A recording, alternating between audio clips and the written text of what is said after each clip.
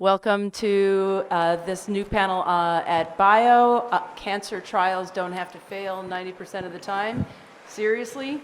And this was actually the tamed down version of this title. When we first got it, it was a little bit racier, and we said next year let's go with it.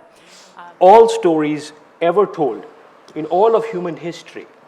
So every story that you heard as a child and every story that you tell today, all stories emerge from just 7 plots.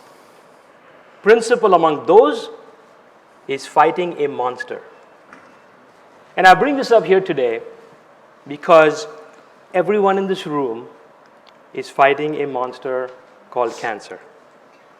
Now, cancer is no ordinary monster. It is thousands of years old, vicious, sneaky in its attack. It is a shapeshifter, so that it is everywhere, and yet in every instance, it is unique. Fighting cancer is like rock, paper, scissors. You analyze a few cells in vitro, looks like scissor. But when you take a rock to the fight in trials or treatment, it turns to paper.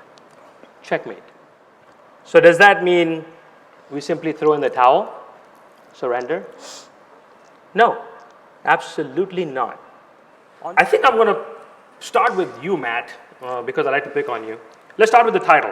Why is it that 95% of cancer trials fail despite investments of nearly $90 billion every year?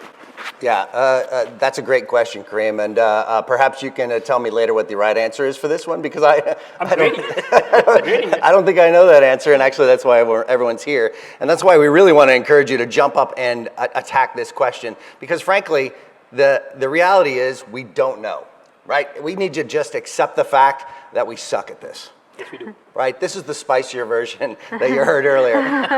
When Kareem and I were talking about this panel last fall and thinking about how we could get out and create a conversation, we were really thinking about you and how we could do this better.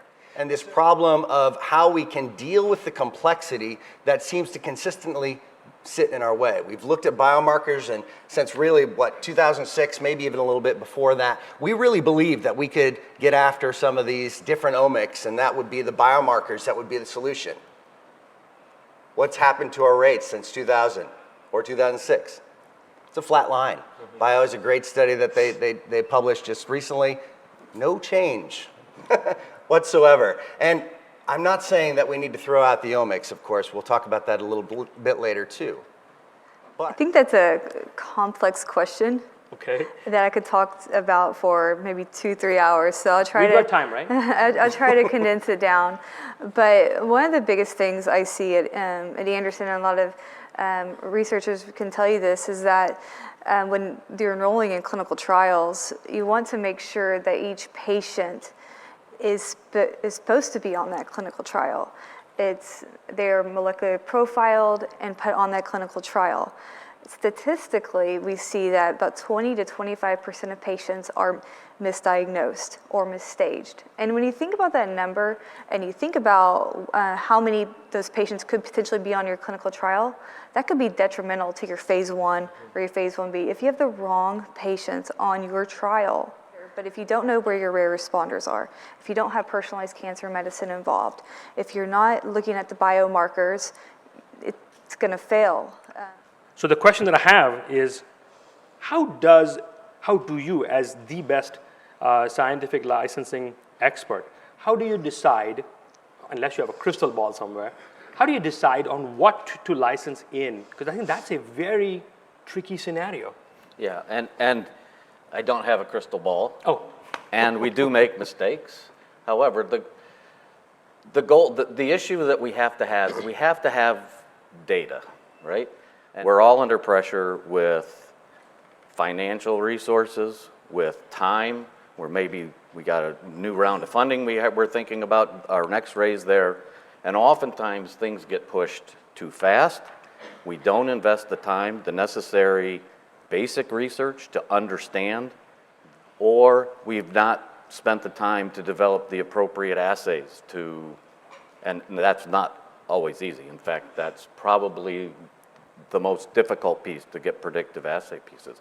But it requires the investment of time and resources to build the kind of data set that you can make an educated guess on. A little more. So I think we've heard a few strategies here. Go slow, go fast.